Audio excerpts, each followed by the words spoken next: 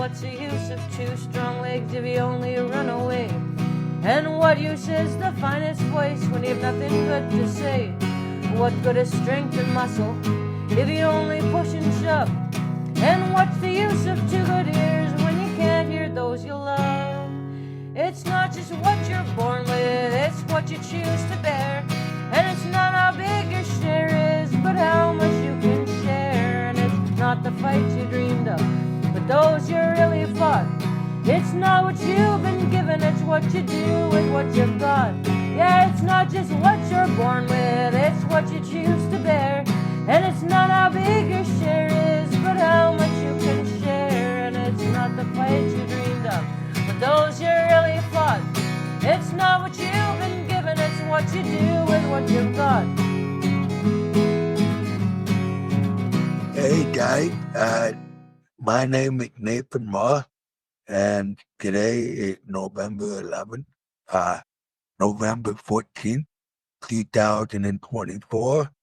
This is my first interview with Limited Seed of Evolution podcast, and I'm grateful today to have the wonderful Zaynab Mohammed, the author of the book Are You Listening?, who is also coming to Salmon on November the 30th for a one-woman show and board reading.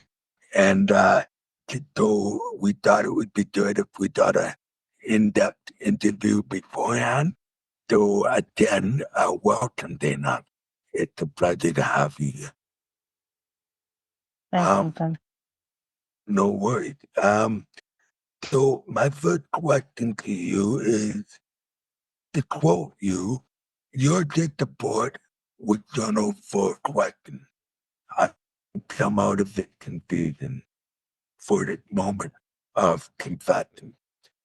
This begs the question, who are you, Zaynab Mohammed?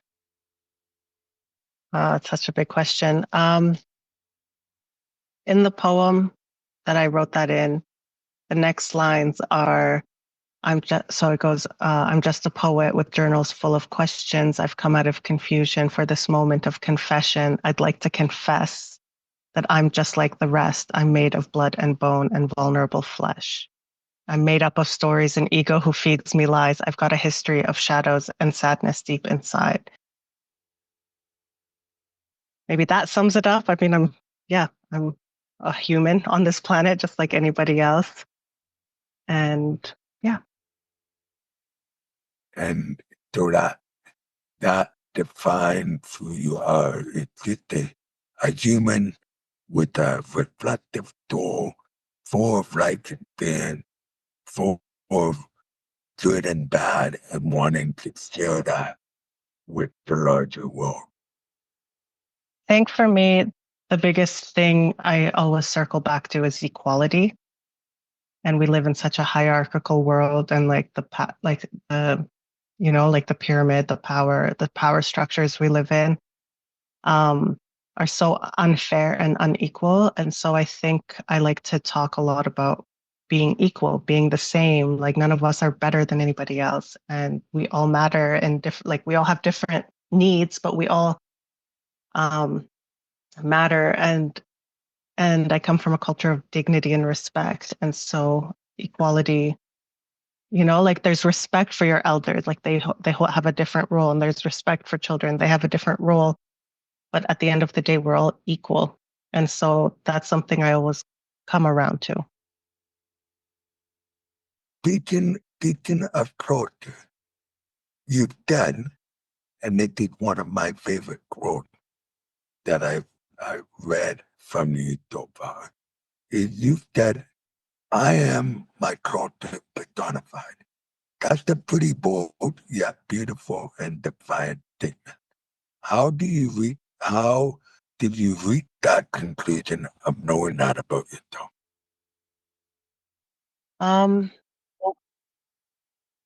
I think because I was born and raised on the coast of BC, my parents were immigrants, and I grew up, both my parents didn't really assimilate like some immigrants do. And so our household was very rich in culture and traditions and religion. And so I grew up like the dichotomy of like growing up around people who weren't like us. And so for a very long time, I pushed away everything that I was, and lived with a lot of inner turmoil for a long time until I embraced who I was, which is like my culture. And and the more I embrace it, the more relieved I feel because it's so ingrained in me. And it's not just like my parents, but my grandparents and where we come from. And so I really lean into that. I really lean into who I am, into my ancestors, into my culture, into our traditions, with everything that I do. So, just a little follow-up question after you respond. I would like to know, like, your your thought on assimilating and your experience compared to the rest of the diaspora, because you said previously that unlike a lot of families to try to assimilate. So could you expand on that and share with how your family would really try to embrace who they were instead of assimilating into the strange new place called Canada? I think the biggest thing my parents did was speak Arabic at home. So for the first 5 years of my life, I only spoke Arabic until I went to school. And I think that's probably the biggest gift that they gave us. Um, I know I have a lot of friends who their parents also immigrated who let go of their language, and so the Arabic language is such a profound part of who I am and like the way that I think and interact with the world. And so, um, and both my parents were, yeah, they come from different cultures. Like my dad comes from Iraq and my mom came from Lebanon. And so, um, yeah, I think maybe my dad uh, became like maybe a little bit more assimilated over the years, like naturally, but my mom just wouldn't. And then she ended up leaving after 20 years being in Canada. Right? Okay. Yeah. Um, that's really interesting. Um, my next question kind of goes really deep, and anything you can share would be awesome. So I read that your 11th birthday coincided with the event of 9/11, and that your mother during that time period lost her job due to racism for wearing a headscarf. This experience you mentioned changed you from a happy child into an angry one. However, over the past several years, you've rediscovered happiness, which is evident in your work. Do you mind revisiting that process with me and explain to us what was involved in that for you? Yeah, totally. I do want to add, um, like September 11th is my birthday, and on my 11th birthday, that it was the Twin Tower attack, like you said, and it wasn't just the racism because of my mom that wore a headscarf. There was a series of events that happened to our family after that, and so it was just like a buildup over a couple of years, which made us end up leaving the country. And so I ended up going to high school in Lebanon, in Beirut, for 3 years, and I was a very frustrated, angry teenager. But I think, in hindsight, having the opportunity to live in Lebanon for 3 years really gave me a sense of who I am and where I come from and how my people are, which I never had growing up. And so I think the more I go back home, the more I feel happy. Like the more I touch into the essence of who I am, just even from like the land and the people and the food and the culture and the chaos and like how everything is not, it's not what I grew up with, you know? So I feel more and more alienated every time I come back to Canada. Um, and I go there to refill my cup pretty much and like feel better again. And so I don't know if I am happy, to be honest. I think that I feel happiness sometimes.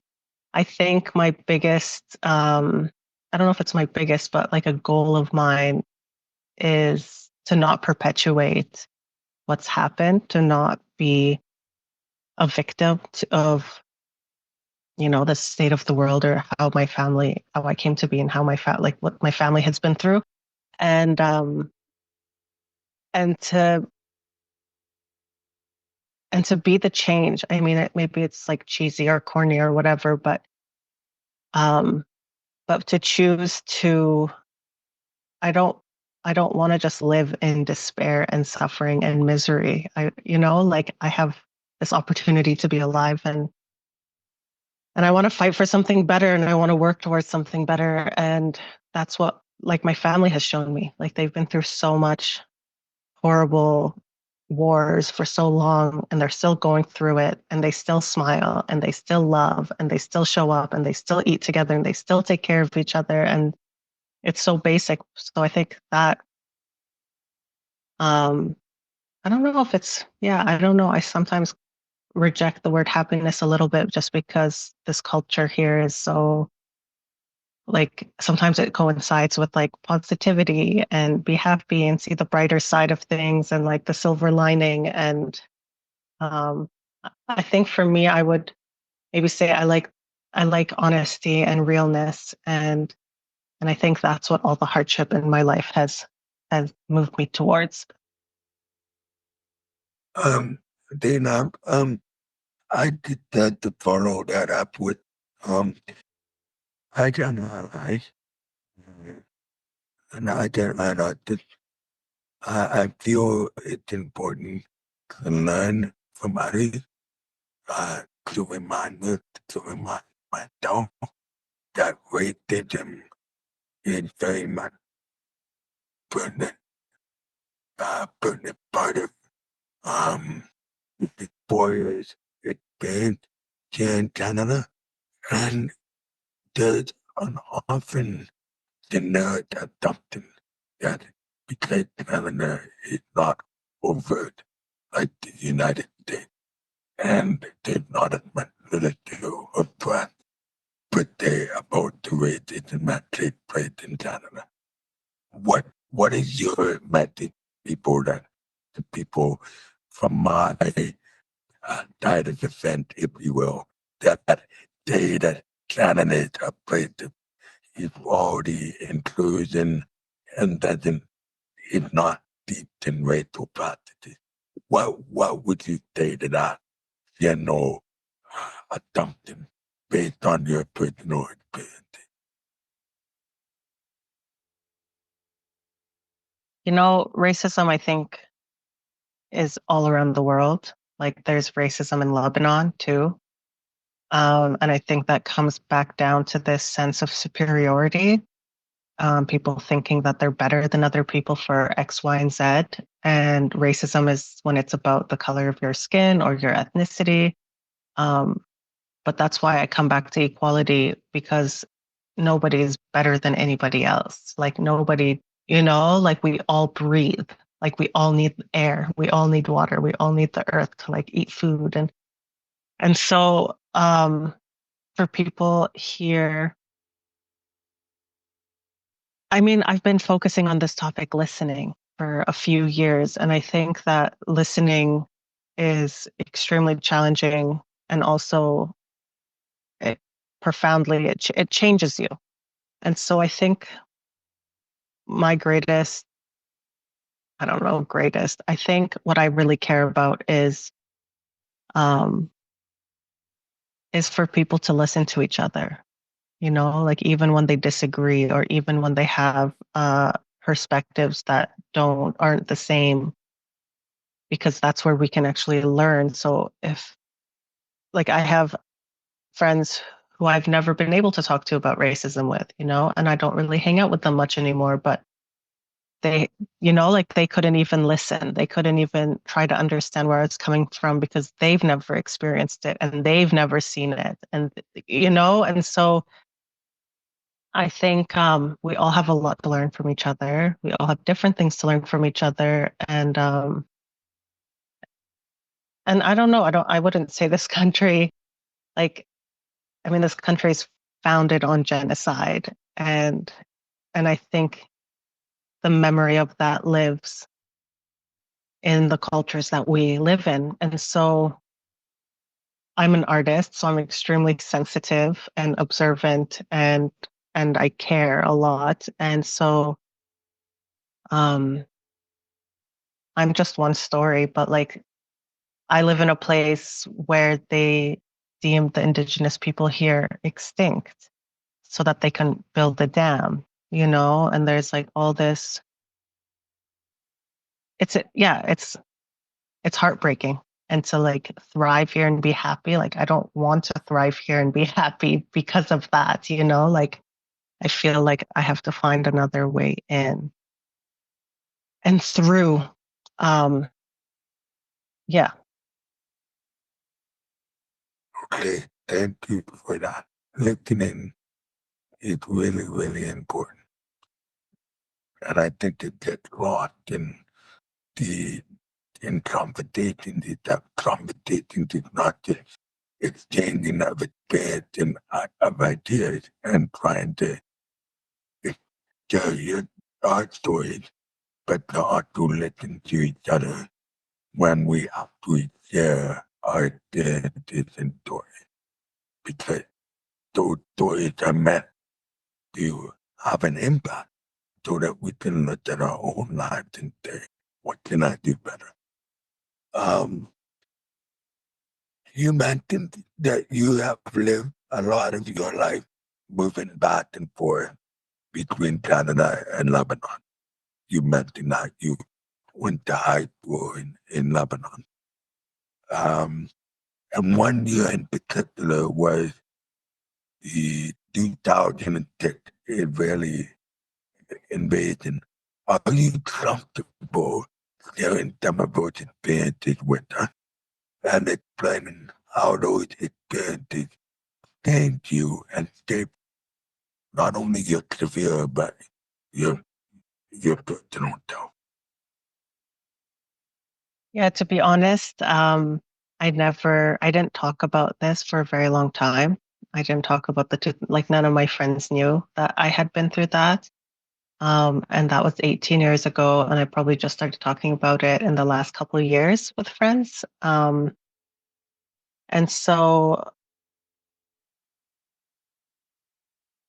yeah, I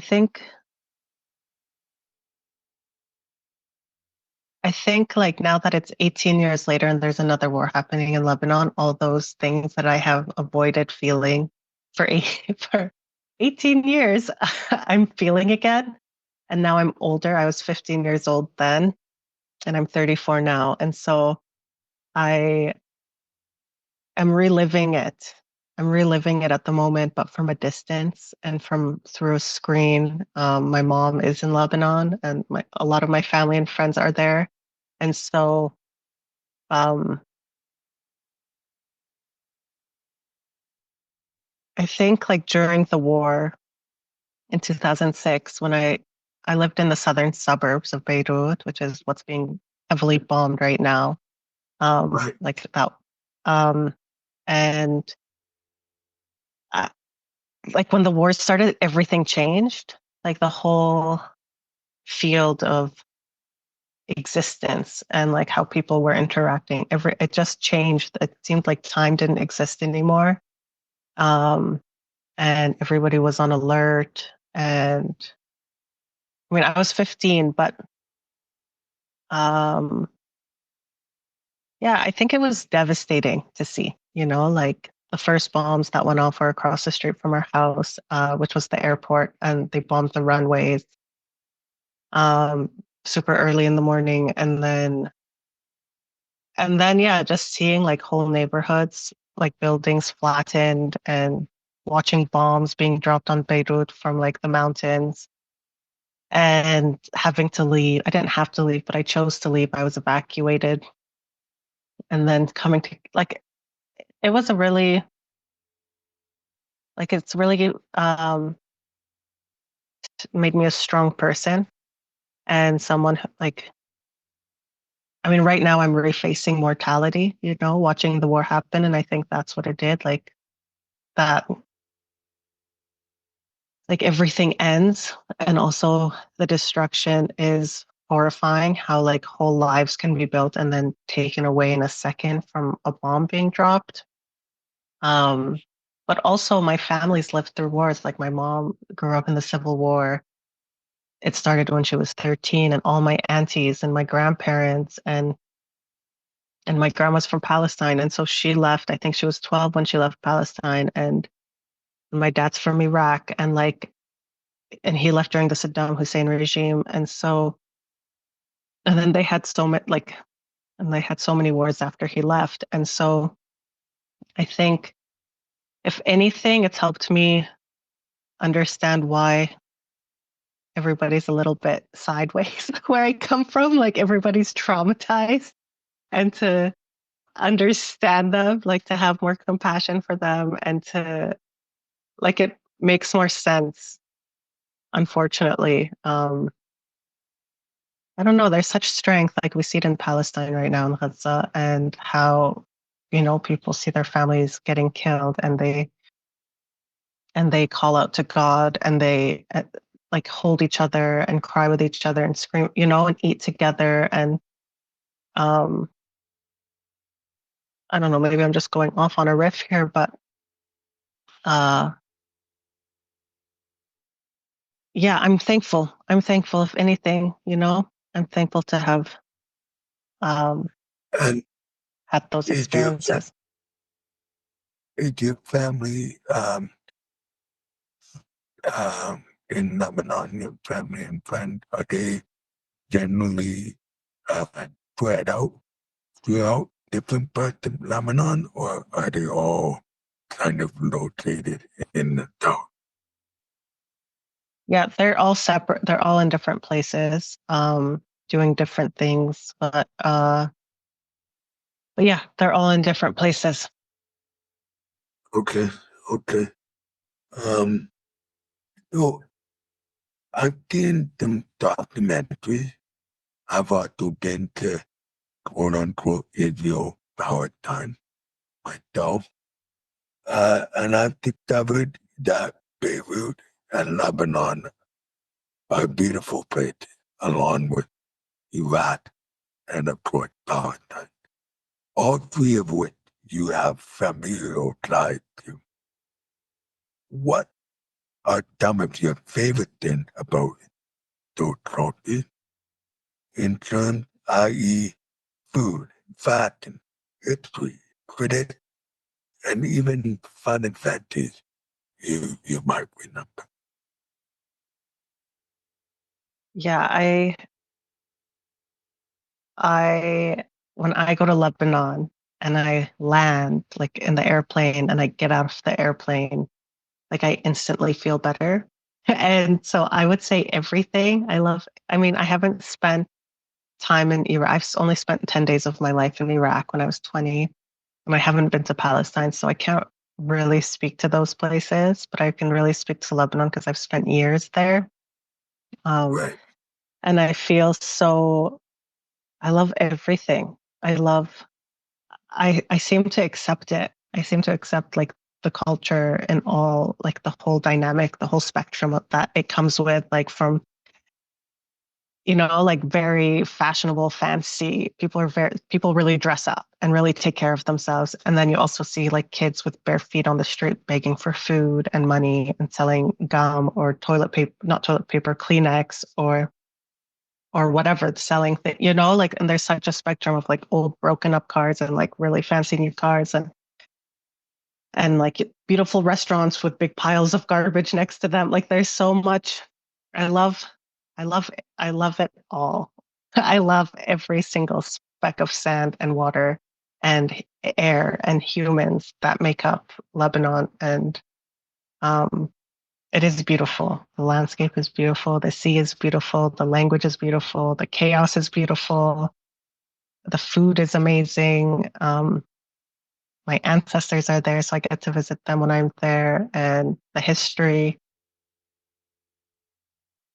yeah, the history is so old, and I can really feel it when I'm there. And I mean, it's not perfect. Like nowhere is perfect. Everything has pros and cons. Don't get me wrong. Like humans are humans everywhere, but I just love being there. And yeah, So you would tell us that you feel like you're home and everything that you did there with that feeling comes out in your word and your faith toward Brandon. Like everything that you did share with me about Lebanon showed me and showed the audience that it's your home. It's not just a place that your family from. It's not just the mother country, a visit warrior. It's where you belong. It's who you are, right? yeah. And I think a lot of people feel that way about where they come from. I don't think people want to leave their homes and their countries, but because of all sorts of situations, conflicts, wars, genocide, like migration happens, refugees move all around the world. But like ultimately, people, and there's also migration. People want maybe better opportunities or and see that. But like in general, I think people don't want to leave their homes. I mean, now I'm thinking about all the people who do want to leave, but me and my cousin, for example, we were both, she was born in the States and I was born in Canada. And we both are waiting for the day we get to go back and stay. Well, um, I hope that did come. I really do Thank you. support. Thank you. Um, Now, prior to this interview, we were both reflecting on how much Malcolm X device has influenced and inspired us in our lives. How has he influenced your life? And are there any other figures that these women, many women do, for example, that have also inspired you along the way? Totally. I grew up with the what were they called? VHS that goes into like a cassette tape that goes into the VCR. I grew up, and one of the cassettes we had was Malcolm X. And so I watched it a lot as a kid, and we didn't have cable, um, and so he's just such a strong, powerful voice that I've pulled a lot from his work and life over the years, but I think one of the biggest things one of his quotes that made a huge impact on my life was in 2020, just before COVID hit. I was at a friend's house and there was a quote on the wall by him, and it said, "A man who stands for nothing will fall for anything."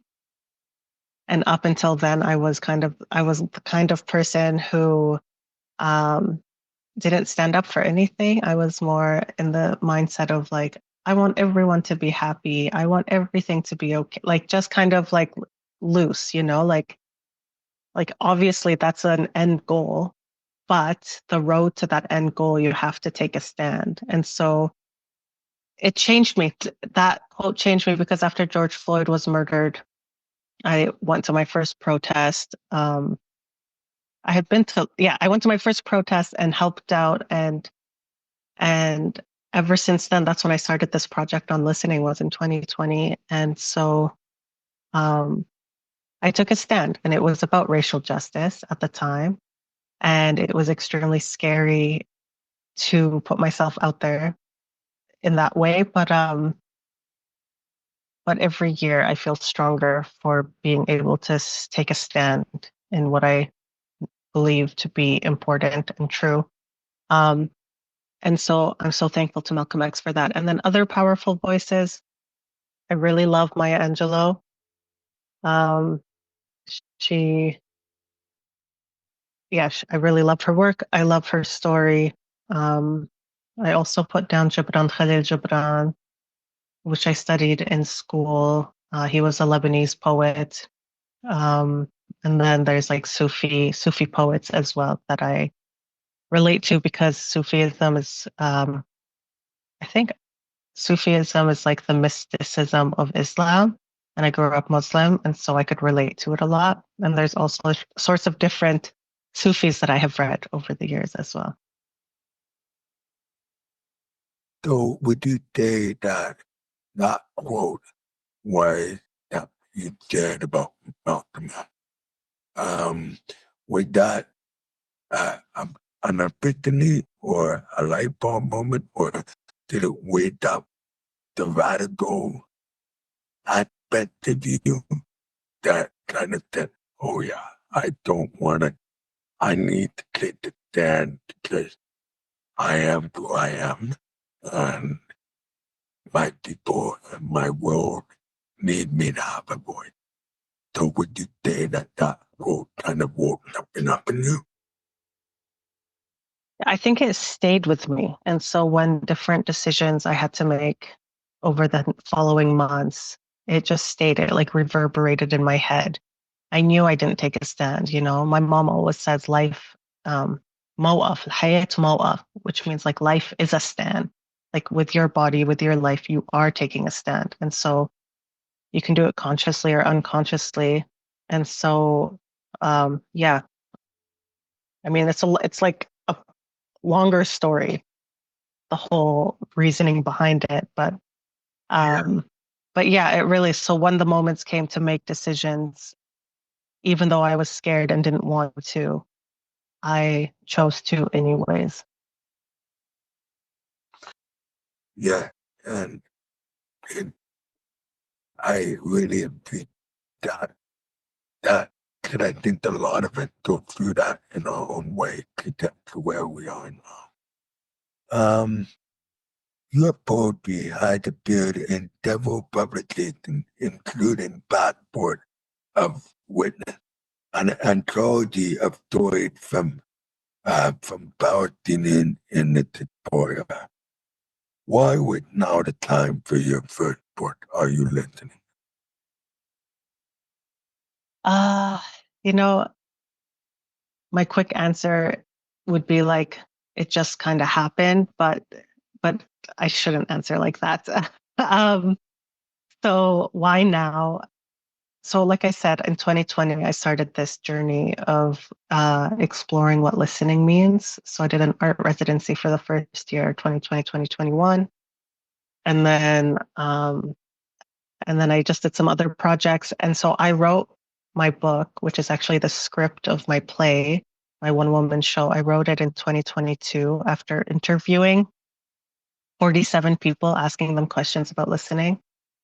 And that inspired the play. I didn't have it in mind that I was going to write about myself, but that's just like this, my story. Just had some good metaphors that I felt that I can easily convey because I had lived them already. And then I produced my show in 2023, early 2023, and then my show hit the stage on October 6th, 2023, at 7 p.m. And then I went on tour for October last year and November. And in my tour, somebody that hosted me for an event suggested that I make my script into a book. I said it would be great if I could read what you just performed. And the place that I had performed that night was a bookstore. And so I told the lady, if you're able to connect me with anyone, because you have connections and I'm just an independent artist, I welcome your feedback. And so she did. She connected me with a book distributor who connected me with a book publisher. And I sent them my script. And then a year later, it became a book. So it's been a culmination of many things. But at the heart of it, it is about listening, because when I did take a stand for something, it was COVID, George Floyd was murdered, Black Lives Matter was re-amplified in that moment. And I just noticed like the more divided we were becoming, the less people were able to listen to each other. Like I got off social media back then for a few years, um, and just like, during COVID, there was just like, you're in this camp or you're in that camp. And like nobody was really able to talk to each other. Not nobody, but like a lot of people had a really hard time. Like they were fighting each other. And so I think that's what it comes from. It didn't start in 2020. It's been my whole life. I've noticed people have a hard time listening to each other. And that's what I just told you was like the story of how the book came to be.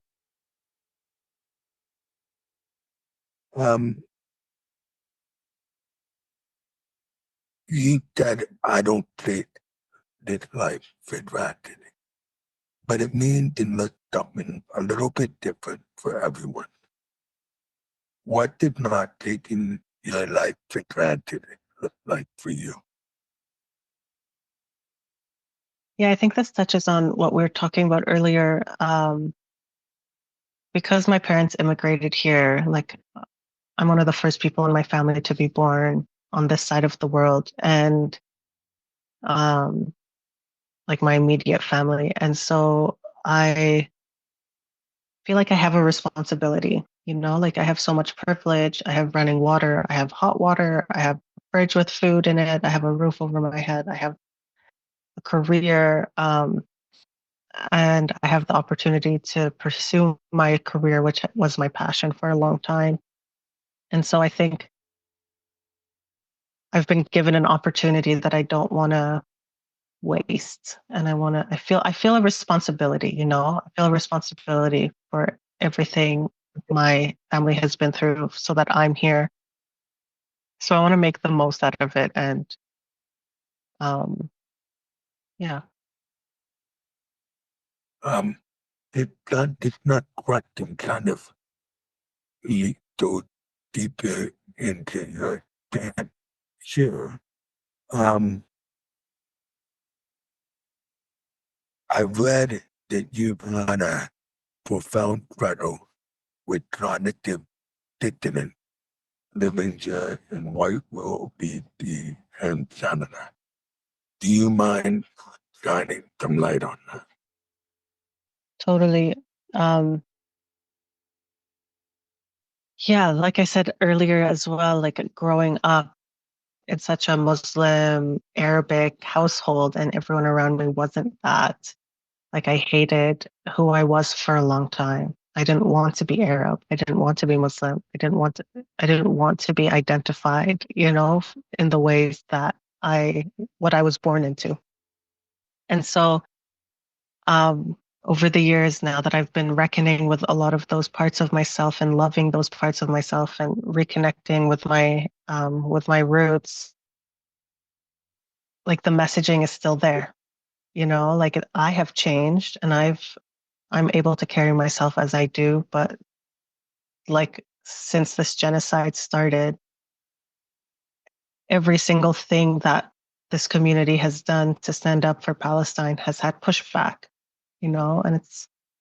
and like that gives me cognitive dissonance. Like how can, but I understand it's like the same thing of people fighting each other and not being able to listen to each other. And just so I think that's probably the most recent cognitive dissonance of like this country stands for freedom, for liberation, for women's rights, for children's rights, for the not the economy, for the environment. Like there's all these movements, but then what about Palestine? Like what about those women? What about those children? What about that environment? Like, and so seeing so that gives me like, I've had to quit being in groups and quit being part of things that were like progressive liberal organizations that I don't want to be part of. Don't want to be part of the organization itself because they have failed to um, be true to what they believe in my opinion, and have excluded, something that's really important in the on the whole planet right now. Like we're all affected by this, and so yeah, that's just one most recent cognitive dissonance. Okay, thank you for that. I know you're a long way from done, Zaynab. But how would you like to be remembered? I hope, yeah, that's such a big question. How would I like to be remembered? Um,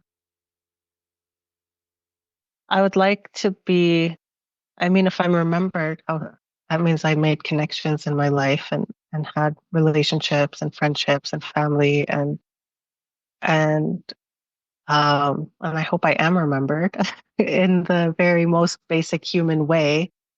But when I was reading, um, I was going through my book before connecting with you, and there is a line in one of my poems, and it's one of my.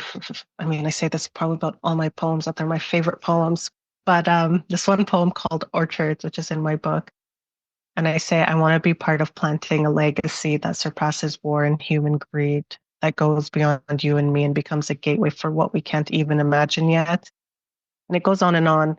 So if I can be remembered for being one speck in this global um, web of somebody who can go beyond the systems that we're in and plant something beyond it, create a vision, like a vision forward that is more rooted, in equality and justice and liberation from these oppressive systems.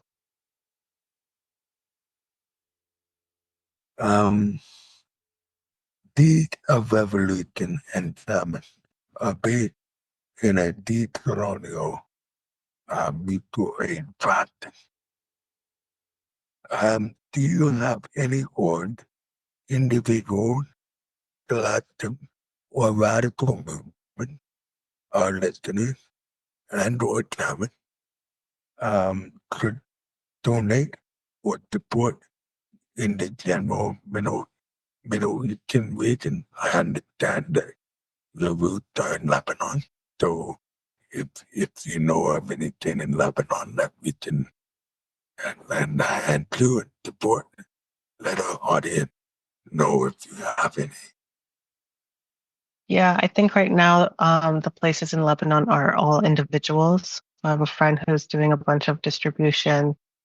Um, there's another arts organization. Um, they're called Haven for Artists, and they're doing a lot of distribution.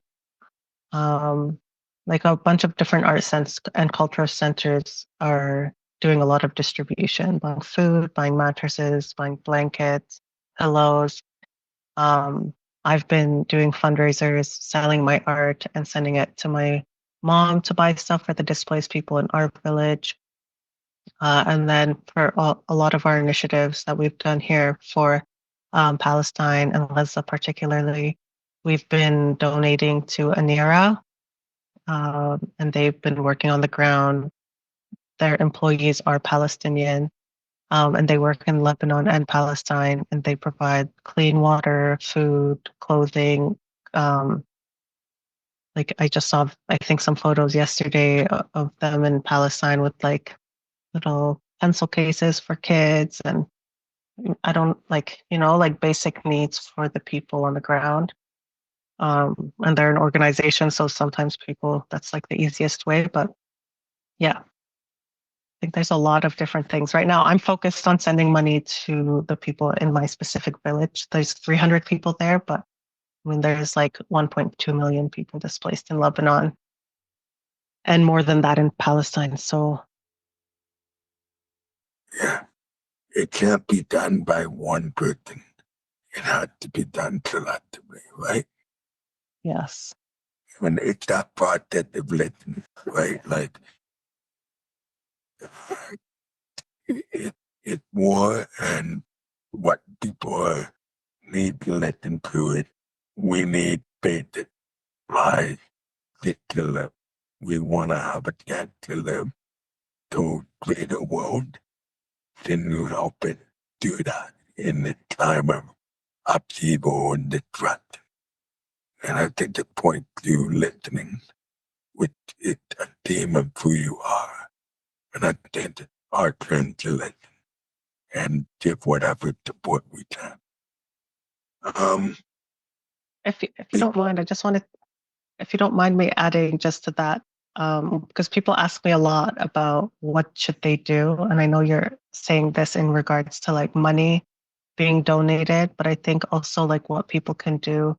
Something I always tell people is like whatever moves you, whatever moves your heart, you know, like maybe donate to the Middle East if that moves your heart, but maybe donate locally as well. Like, you know, I think that whatever moves people, whatever conversations people can have, um, hard, challenging, uncomfortable conversations people can have also makes a difference. I mean, boycotting is also really good, and not putting money in places that fund these atrocities and like, you know, it's there's so many ways to help, and money going to the people for basic needs is one, but there's also other things. I just wanted to say that. Right. And please know that yeah, we're not just talking about money for us. But yeah, I mean, Islamic also believe that the colonialism where we are. So we know it's important to help where we are and support where we are, but we also have an international lens.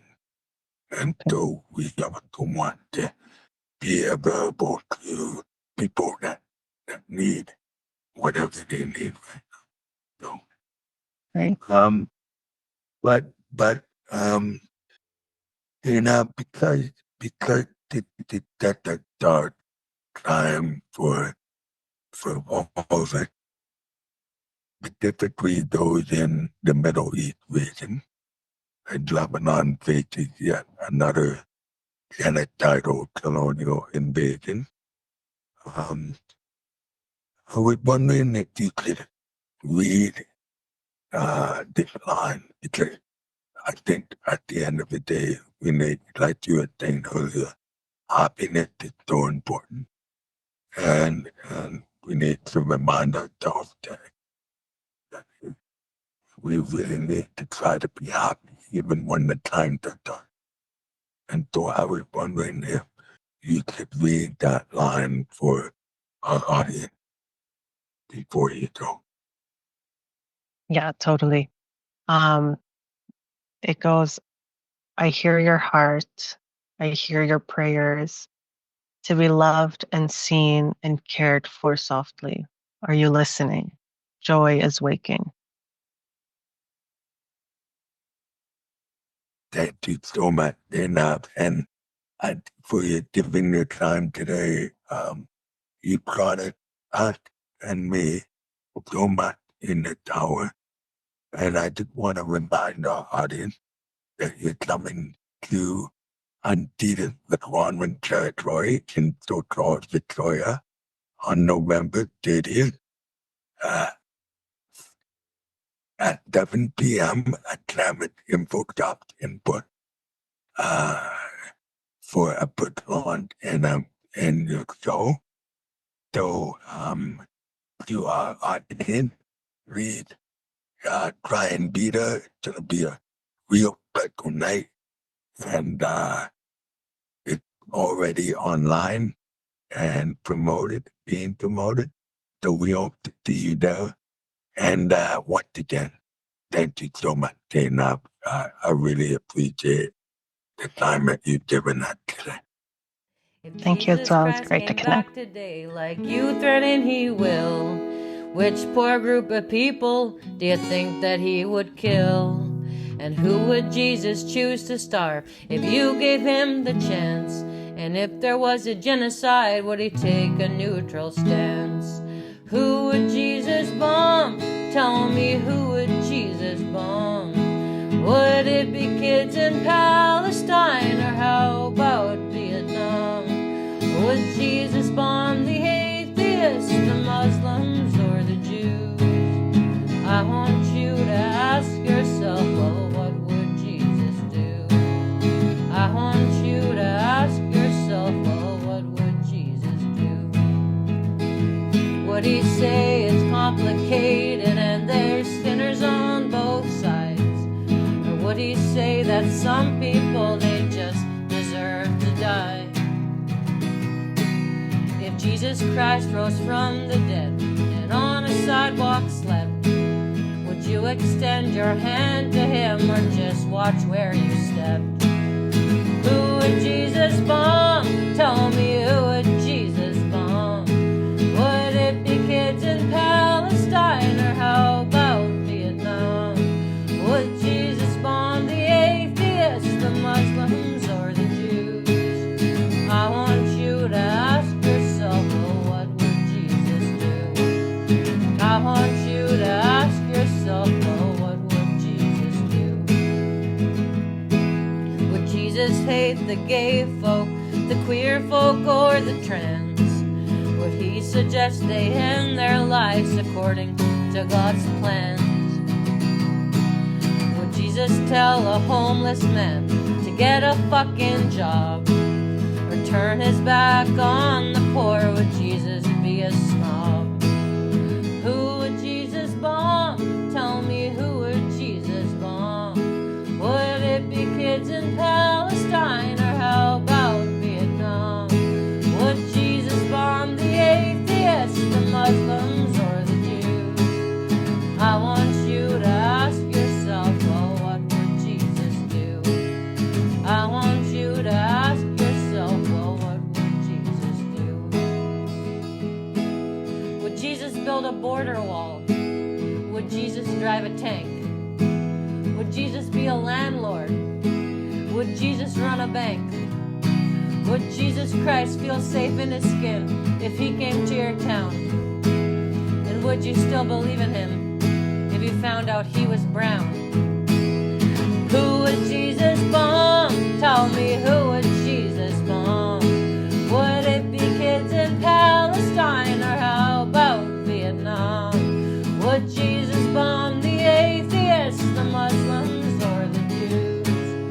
I want you to ask yourself, well, what would Jesus do? I want you to ask yourself, well, what would Jesus do? Yeah, who would Jesus bomb? Tell me, who would Jesus bomb? Would it be kids in Palestine, or how about Vietnam? Would Jesus bomb the atheists, the Muslims, or the Jews? I want you to ask yourself, well, what would Jesus do? I want you to ask yourself, well, what would Jesus do? I want you to ask yourself, well,